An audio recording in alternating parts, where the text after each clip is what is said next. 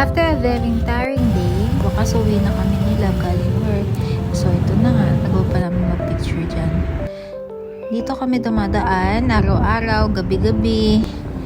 Tapos dumadaan kami dyan sa may bulungan. Kaya araw-araw din namin naamoy yung mga isda, yung mga tahong, mga oysters.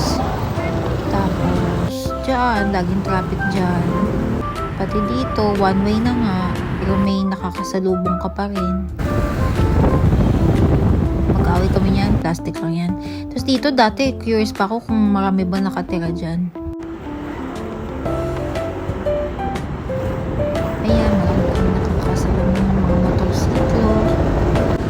Dati, taga-Caloocan lang ako, ngayon taga-Cavite na. Isa na akong Etibac citizen. Dati talaga nagtataka ako kung paano nila ito gagawin bridge. Ngayon, nasagot naman yung mga katanungan. So, nilagaw sa napapunta sa cemetery.